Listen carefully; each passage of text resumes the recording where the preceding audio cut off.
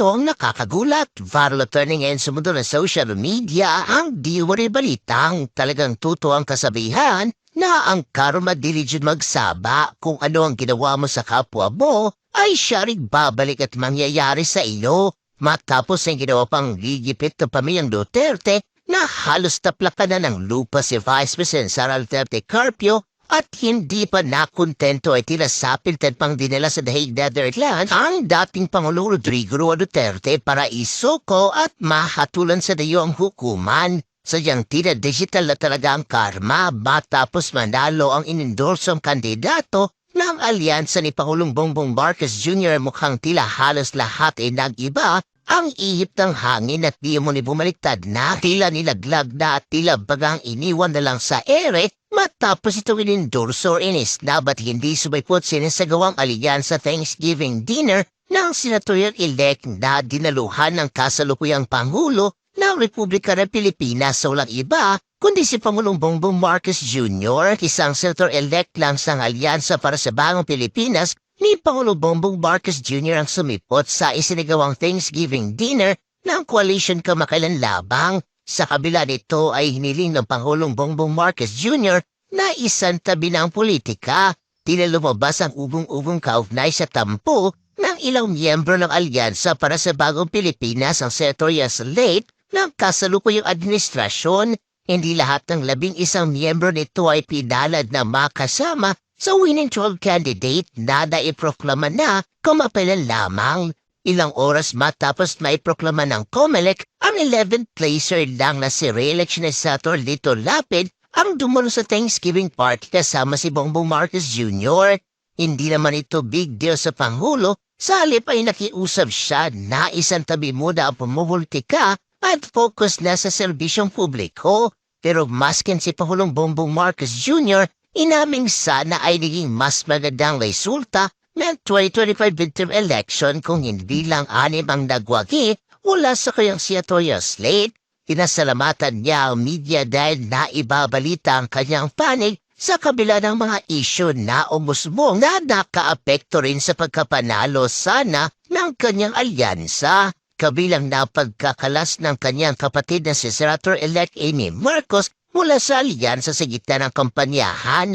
Ngayon din ang pagdinalim pa ng sigalot sa pagitan nila Vice President Sara Duterte na kalahati ng kanyang unit team noong tumakbo sila noong 2022 at ang pag-endorso ng Vice Presidente sa kanyang kapatid na si Amy Marcos at isa pang miyembro ng alyansa na si Camille Villar na nagpalabo kung sino-sinong naba ang magkakampi. Pinaisipan o pinagplanuhan ng lahat ng detalye ng Thanksgiving party dahil pati pangalan ng mga cocktail na inihanda ipinangalan sa mga tumakbo sa ilalim ng alyansa na nanalo man o natalo. Ang masaklap sa kabila ng paghahanda ay dinaluhan at isinislab lamang ng kanya mga senatorial-elect maliban kay Lito Lapid. Mukhang laglagan na ito to the max, hindi ba't nakakaya ang Pangulo? Even in his so-called Thanksgiving bash with his alyansa, hindi siya sinipot ng kanyang mga nakasama. Maliban kay Lito Lapid, hindi katulad kay dating Pangulong Rodrigo Roa Duterte nang araw-araw dinadalaw, sinusuportahan at kinaglalaban kahit saan pa man kahit pa pagdating sa The Hague, Netherlands. Naku mga Lods, anong masasabi nyo dito? Hinggil sa pagpili umano sa kanya bilang Senate President. Sabi ni Senator Amy Marcos, "Some senators have approached me with a proposal to be their candidate for Senate President." Anong masasabi nyo dito mga Lods? Actually, dalawa lang ang pwedeng mangyari nito. Kung magiging Senate President si Senator Amy, so mas magkakaroon siya ng kapangyarihan, di ba? It's either mas poprotektahan niya si VP Inday Sara at ang mga Duterte, or magising na lang tayo kinabukasan. Ang mga Marcos na ang namamayagpag at kick out na mga Duterte. Wag naman sana, no? So, we voted Senator Amy Marcos. Senator Amy, mahirap na sa panahon ngayon. Pero panatag naman ako na hindi tatraidorin ni Senator Amy si VP Inday Sara. Sana. adtong gobyerno na to. Tignan nyo mga lods pa paano sila mag-isip. Eden Sanchez po from Net25. Good afternoon po, ES. Pwede naman daw pong sibakin ni Hmm. Pangulong Marcos, yun pong mga gusto niyang alisin. Tama. Bakit nagpasubmit pa raw po ng courtesy resignation. And pasensya na po if I have to ask this, di daw po ba ito parang pampapogi lang sa public? Tama. Mm. Ay, alam nyo, mahirap naman na sabihin nyo kung ano ang dapat. Wow. Hindi na kailangan na mag-courtesy resignation. Wow. Ilagay ninyo ang sarili ninyo sa aming pwesto. Wow. Kung tamaan mo yung isang tao, ano ang lalabas na mukha mo? It's best that we did it this way. That it will be more honorable for Wow. them. Wow. Hindi naman kami yung diktador na magsasabi, oy, wala ka na. Wow. Sisipain mo na. Wow. When I said that we are all serving at the will of the President, at the President's pleasure, we have to humanize. Wow. Ha? Ang sabihin mo, weak ang presidente. Hindi niya kayang magdisiplina ng kanyang kabinete. Ganun lang yun. Pag presidente ka, bakit ka matatakot? Kung may korap at hindi pala nagpa-perform ng maayos, bakit ka matatakot na sibakin yan? Wala. Wala. Ang bait. Ang soft. Yes, just kumio. Imaginein mo, kaya yun na lang yung strategy nila. Pinaresign na lang nila lahat. Para wala daw silang masaktan na damdamin. Wala talaga kayo. Ay, ambot. Sus mga lords, wala talagang magawa itong mga bashers na mga Duterte. Ngayon, pinag-aaway na naman nila si VP, Inday, at saka si Bongo. At may pinapakalat silang video na hindi daw pinapansin ni VP si Bongo. Hindi daw pinapasalamatan ni Bongo si VP Inday. Sus, Diyos ko, dami yung hanas sa buhay. Alam nyo, kung sa tingin yung mapapasabong nyo tong dalawa, nagkakamali kayo. Ayan o, nag-post na si Senator Bongo. At nagpasalamat din siya kay VP Inday. At clarify. O, dito nyo makaklarify na. Hindi naman sila nag-aaway. Okay naman sila. Maayos naman sila. Pero itong mga anti-Duterte, kung ano-ano nang issue ang pinapakalat, Diyos ko. Alam nyo, matatagpa sa pader yan. Yang si Senator Bongo, tatak Duterte yan. At hindi niya pababayaan si VP Inday. Of course, hindi niya yan sasalungatin. Kaya alam nyo mga lords, maging aware tayo sa mga pinapakalat nilang mga hindi totoong kwento. Kasi parang ang goal talaga nila no ay sirain at pag-awayin ang mga kaalyado ng mga Duterte. Lalo na itong si VP Inday at si Senator Bongo na ang lakas pa naman. Baka nga ito sila ang magtandem sa 2028. Sana mga lords no, yung next Senate President ay si Marcoleta. Grabe. It's gonna be an amazing Senate presidency. 'Di ba? Kasi alam naman natin si Senator Marcoleta ay hindi mo talaga yan mauuto, mamamanipula. 'Di ba? And may paninindigan talaga. Sa palagay niyo mga lords. Amazing yan, no? Pag si Senator Marcoleta. Tapos, sa House, sana magpalit din ng House Speaker. And what if mga lords, no, yung Speaker of the House, yung papalit, ay si Pulong Duterte. Rambulan talaga eh, no? Kayo mga lords, sino ang gusto nyong susunod na Senate President and House Speaker? Basta tayo, abang-abang lang tayo sa mga susunod na mangyayari. Pero sa Senate Presidency, gusto ko si Marcoleta talaga. Bigyan natin ng reaksyon o opinion ngayon itong post ni Senator-elect Ping Lacson. Tungkol ito sa dumaraming kandidato na nag-aagawan kung sino magiging Senate President. So ito, post niya. Senate Presidency. Once, there was one. Then, there were two. Now, there are three. Upon the entry of Senator Marcos, each one claiming, hoping they have the numbers, disinformation and all. Only one must be telling the truth, which will present itself when the 20th Congress opens on July 28. Next, sabi niya, will the impeachment trial cross over? Ayun, tatanong.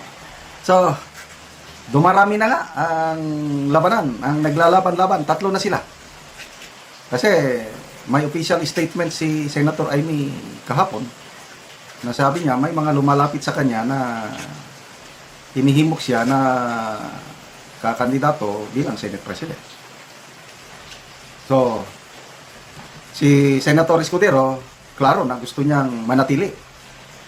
Nagpahayag na rin si Senator Tito Soto na gusto rin niya basta botohan siya ng kanyang mga yung majority So it's up to the majority. So ito na ngayon. Madugong labanan. Hindi naman madugong na bloodbath. Yung ano lang talaga, gapangan. Okay, so ito, na-attract ako dito sa sinasabi ni post ni Senator Lacson na each one claiming, hoping they have the numbers, this information and all. So kasama na yan siguro sa para mahikayat nila ang kapwa nila na senador na boboto sa kanila. So, ating himay-himayin sino sa kanilang tatlo ang nababagay na maging Senate President. Dapat ang Senate President o yung Senado as an institution is independent. Yung hindi siya nadidiktahan, yung merong tawag to, yung independence. Kasi kung madidiktahan ng powers that be, what's the use of having a Senate? Kasi last bastion of democracy ang Senado. Tingnan nyo yung nangyari nung pag kudita nila kay Senator Miguel Zubiri. Sabi niya, naipit ako sa bangayan ng Marcos and Duterte. Hindi ko nasunod ang powers that be, kaya sinisente ako. And marami ang pumuri kay Senator Zubiri sa kanyang paninindigan, yung talagang independence ng Senado na panindigan niya, na hindi siya nadidiktahan. So, bilib ako kay Senator Juan Miguel Zubiri. Ngayon, sino kaya ang magiging independent na Senate President na hindi madidiktahan? Ano sa tingin nyo? Ang incumbent ngayon, Senator Escudero, meron ba siyang independence? Hindi ba siya madidiktahan ng powers that be? Kaya i-comment nyo. Kung ako ang inyong tatanungin, opinion ko lang ito, alanganin ako. Kasi yung nangyari, yung na-cite in contempt na Ambassador Marcos Lacanilao, pinasok na sa kulungan, mamaya pinalabas. Then, wala lang, pinalabas. Then, later on, kinulong, 2 araw lang. So, ako, hindi ako maligaya sa ganong nangyari. Sa kay Senator Soto naman, may independence kaya? Nung dati, ayos ako. Wala akong masabi kay Senator Soto. Bilib ako. Kaya lang, ang problema ngayon, dahil nakipag-alyansa siya sa Malacanang. Nanalo siya under ng administrasyon. Kung siya ang mananalo na Senate President, ano sa tingin nyo? Independent siya o alanganin? Again, to me, my opinion is alanganin siya na maging independent. Kasi nga, yun na, may tie-up siya sa administrasyon, nanalo siya, member ng alyansa. So, dito naman kay Senator Amy, qualifications-wise, okay siya. Kung independence, yung hindi siya madidiktahan, yes. Kasi kayang-kaya niyang banggain kahit sino. Pati nga kapatid niya, binabangga niya na. Kaya, to me, pwede kung independence lang ang basihan, pwede siya. Kaya lang, may problema. Marcos pa rin siya. Marcos ang Pangulo, nasa palasyo. Romualdez ang nasa Kamara, pinsan nila. Tapos siya, Marcos, nasa Senado. Di parang isang pamilya na lang ang nagdadala sa Pilipinas.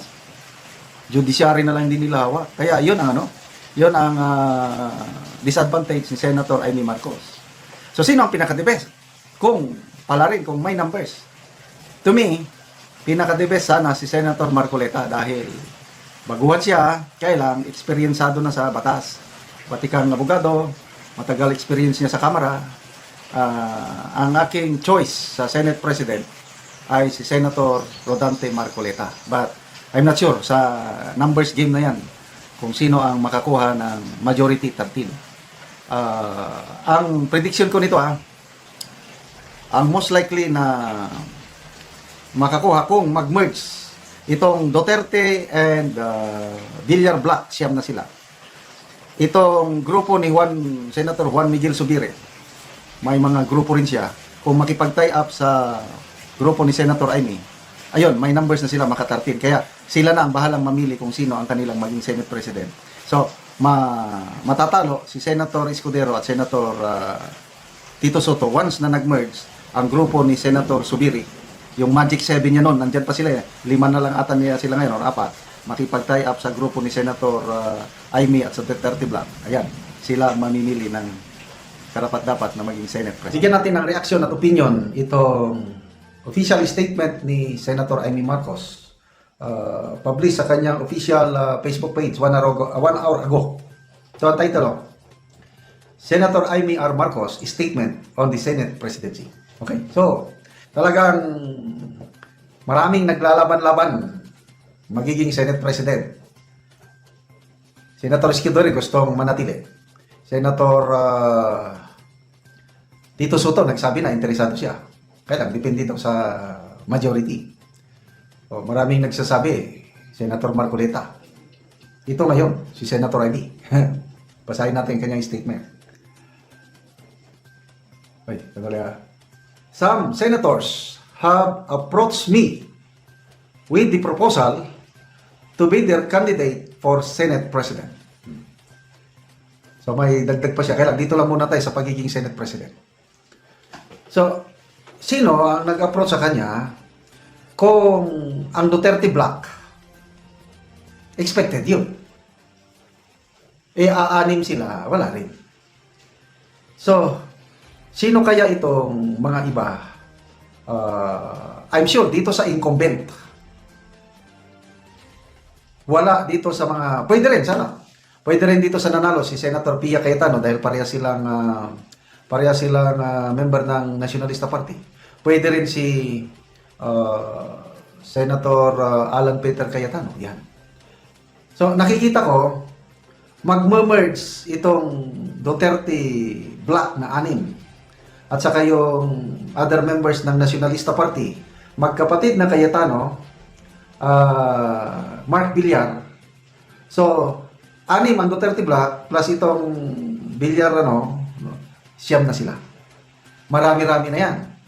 Kailangan na lang nila ng 4 para maging majority sila, makapili na sila ng magiging Senate President. So, I'm expecting na manggagaling yung 4 sa grupo ni Senator Subiri, yung mga loyalists. Alam niyo, nung napatalsik si Senator Subiri, last year ba yun? May mga Magic 7 sila, yung naghinanakit. So, JB Ercito, Gatsalian, Joel Villanueva, nakakalimutan ko, may isa pa eh. Okay, may dagdag pa. So, sabi ng Suparati, whoever will be elected by our peers, whether it is me or not, there are certain congressional reforms that need to be undertaken. Wow, ito. Pakinggan natin, ano yung focus, yung dapat na reforma? Congressional reforms. The most important is reform in the budgetary process. Tigilan na ang mahiwagang BICAM, correct. The right priorities in spending, considering our recurring fiscal deficits and huge indebtedness, must be legislated. Food security and support to our farmers and fishermen, education, health, and truly necessary social services. Parenthetically, once the office of the President has submitted the National Expenditure Program to Congress, the power of the purse must be respected. The Department of Budget and Management statement that the President will involve himself in the budgetary process after the National Expenditure Program is submitted is infirm and unconstitutional. Dito tayo mag-discuss mamaya. We should also start electoral reforms, including political party reforms, which have become more mere tools for personal ambition rather than the public interest. Above all, the Senate, as the guardian of national interest, must always be upheld. Its independence non-negotiable. Ito, nilay-layout na ni Senator Amy yung dapat gagawin ng isang Senate President, which is good. Budgetary reforms, kasi niluloko tayo ng BICAM.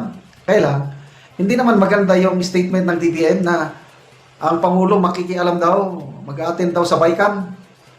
Ang unang nag-react si Senator Risa Ontiveros.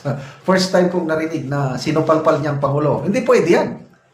Huwag kang makialam, sabi ni Senator Risa. Kami lang, mga legislative branch, huwag kayong makialam. Si Senator Ping Lacson din, sabi niya, pwede ang Pangulo. Very, Very respectful talaga si Senator Ping, believe ako. Pwede ang Pangulo mag-attend, mag-observe, kaya lang huwag kang makialam. Di ganun din, huwag makialam. So, ito sinasabi ni Super Ate Manang Aimee na infirm and unconstitutional kung makikialam ang Pangulo. Siguro, ang Pangulo, ayaw na niya nang maulit yung nangyari sa GAA 2025 na sinampahan sila ng kaliwat kanang kaso sa Supreme Court. Grabe kasi, mangled, sabi ni ex-Senator Franklin Diron, unrecognizable na yung budget. Yung National Expenditure Program, pinag-aralan na yan ng maigi para sa pag-asenso ng bayan. Kaya lang, ginawa ng Kongreso, especially House, BICAM, ginanggel, yung sinapchat.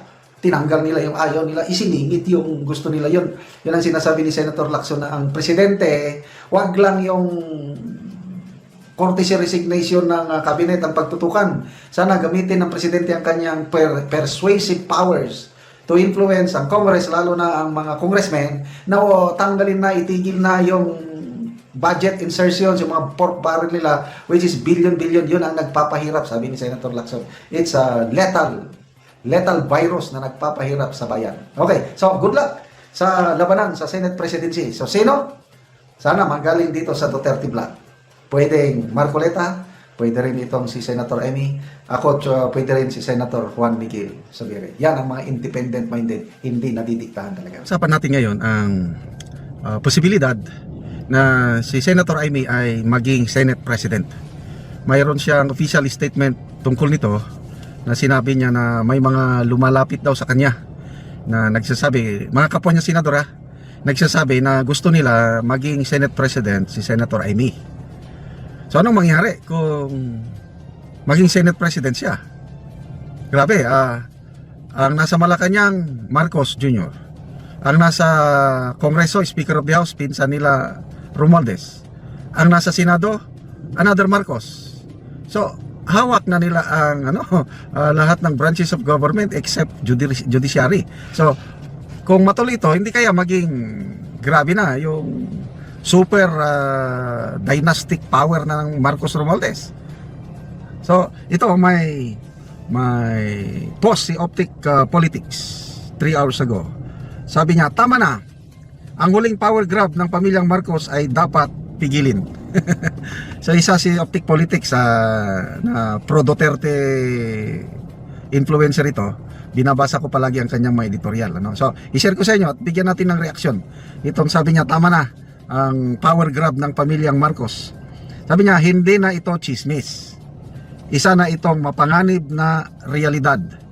Kontrolado na halos ng iisang pamilya ang buong gobyerno ng Pilipinas.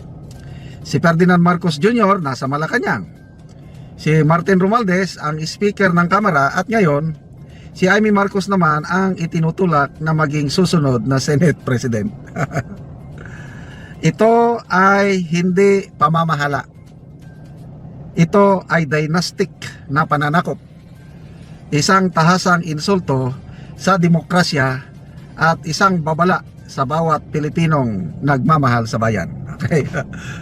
Ituloy ko lang ang basahin. Madali namang maintindihan itong kay Optic Politics dahil Tagalog Hindi ito ordinaryong pamumuno.